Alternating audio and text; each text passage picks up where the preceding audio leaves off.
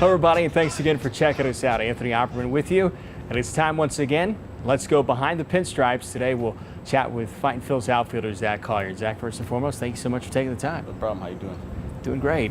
It's been a couple of months in, so I just wanted to be able to catch up with you, and first and foremost, just talk about some of the things you've been working on with hitting coach Frank Cacciatore as you adjust to AA pitching. Just basically, first and foremost, having a plan, knowing what you want to hit up there. Basically, if you're going to pick a zone on the plate where you want to hit, attack that zone. I have a tendency to try to see ball first and then hit, instead of just telling myself I'm swinging until my eyes tell me not to. So that's been the biggest adjustment this year.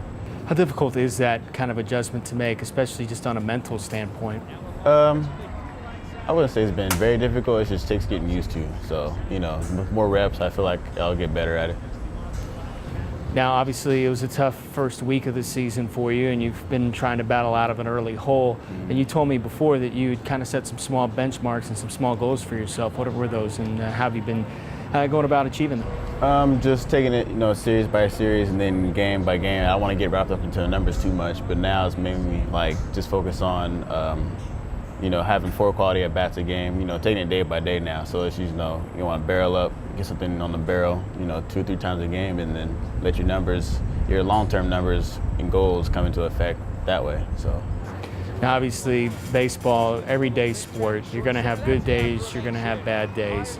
And it's real important to stay even keel. How nice has it been to have guys like Anthony Hewitt and Albert Cartwright and some of the other guys on the team to be able to keep you kind of even keeled and not let the good days be too good and not let the bad days be too bad? It's been pretty good. We all have a unique sense of humor in the clubhouse, so I feel like it's been, pretty easy to get along with those guys. And when someone's not having a good day, you kind of help them, pat them on the back, it's all right, still got tomorrow, because it has been a rough start. So yeah, you just gotta, keep focused on what the real big picture is. A unique sense of humor. Is there any stories that you could share? Maybe one? I mean, it's been an interesting year so far, so We'll leave it at that. Zach, 5 years ago, you were drafted 34th overall by the Phillies, a supplemental first-round pick.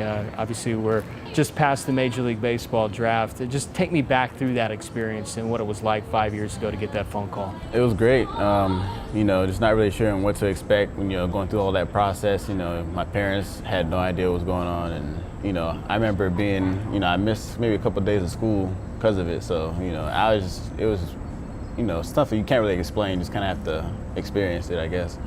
Now, obviously, for a guy like J.P. Crawford, who was the Phillies' first-round pick out of high school, he's got to make the decision on whether or not he wants to honor his commitment to USC or whether he wants to sign and play professional baseball right away. I know you had to go through that same process and think about those same things. What were some of the things that you and your family talked about before you made the decision to sign? Well, school is pretty important in my family, all up and down from, my grandmother's preached it, but I feel like, as long as you have a goal, you want to achieve something, you can always have a backup plan, especially being at a young age, being drafted out of high school, you can always go back to school, and then if that's your main priority, then by all means go for that. Now, a lot of guys have that in their contract where they get a scholarship as part of signing. Is that the same case with you? Yes. And where do you think that, one day when you do go back and honor that commitment, where do you think you'll go? I mean, I don't know. It's kind of hard to pick because, school's so expensive these days. And, sure. When I go back, if I decide to go back, it definitely takes some thought to what school and everything like that. Well, obviously that was, again, 5 years ago. You're 22, you'll be 23 later on in the year. What's the biggest difference between Zach Collier today as opposed to maybe 2 or 3 years ago? Definitely maturity level. I definitely wouldn't have handled this, what I'm going through now, like I would have back then. I'm definitely handling it now a lot better. So just growing up and basically becoming a man. And I'm sure having a guy like Anthony Hewitt, who's gone through some similar things, and seems to be in a really good place himself, to be able to talk through some of those things with a guy like that's been very helpful. Yeah, and him and Jim Murphy is a very positive person, very another unique sense of humor in the clubhouse. You know, he's helped us a lot. You know, especially me, him, or me and Anthony being younger. You know, definitely can pick us up a little bit sometimes when, you know, we don't have the best game. You know, have a tough loss or something like that. You know, he's usually pretty quiet at first, but you know, he kind of like, you know, once it's over, it's over, and I think we all can learn from that and see how it's definitely going to keep us looking forward to tomorrow.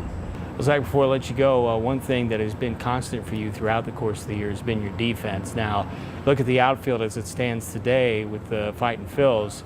You've got yourself, Tyson Gillies, Anthony Hewitt, Derek Mitchell, even Tyler Henson. All you guys can cover a lot of ground. I'm sure that's got to be a little fun and challenging at times too, playing the outfield with all those talented guys. Especially Tyson, he's all over the place. It's kind of hard to gauge like who's going to cover what, you know, and the distances and stuff. And he's pretty aggressive, so you got to watch out. It's like a train coming through. You got to watch out. As Juwan James found out all too well last year, right? So I heard, yeah. I heard. So the biggest key, obviously, is communication. Oh yeah, big time communication. And whoever has center field, you kind of have to give way in the corner outfield spots. Right. Yeah. Definitely. Well, Zach, thank you so much for taking the time. Really good catching up with you, and best of luck moving forward.